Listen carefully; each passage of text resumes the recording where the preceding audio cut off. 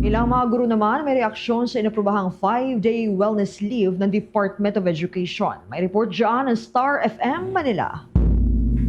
Nagkaroon ng iba't ibang reaksyon ng ilang mga guro sa panukalang 5-day wellness leave ng Department of Education. Ayon nga kay Education Secretary Sonny Angara, ito ay alinsunod sa direktiba ni President Ferdinand Marcos Jr. na isulong at palakasin ang mental health sa buong pampublikong sektor.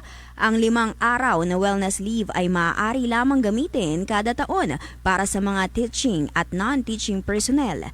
Ito rin ay hiwalay pa sa umiiral na vacation at sick leave ng empleyado. Maaaring gamitin ng personnel ang leave ng tuloy-tuloy hanggang 3 araw sa isang pagkakataon o hiwa-hiwalay sa loob ng isang taon depende sa kanilang pangangailangan at alinsunod sa approval procedures ng paaralan. Sa panayam ng Star FM Manila kay Mary Grace Payawan, isang guro sa University of Makati na nagtuturo sa senior high at tertiary level, malaking tulong ang dagdag 5 araw na wellness leave para sa kanila. Ngunit mas mainam sanang makita ng pamahalaan ang tunay na problema pagdating sa education sector. Sometimes more than 40 students yung hawak na isang teacher. Sana gawin ng DepEd, mag-hire sila ng maraming non-teaching personnel kasi marami rin kaming administrative tasks.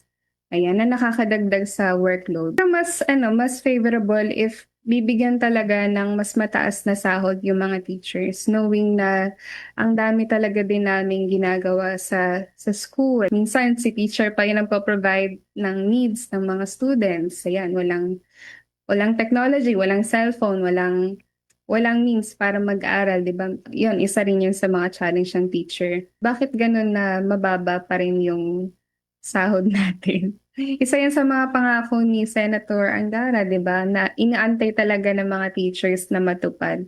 Ang aplikasyon para sa wellness leave ay kailangang isumite ng hindi bababa sa 5 araw bago ito gamitin. Hindi rin ito maaaring maipon o makonvert sa cash kung hindi magagamit sa loob ng 1 taon.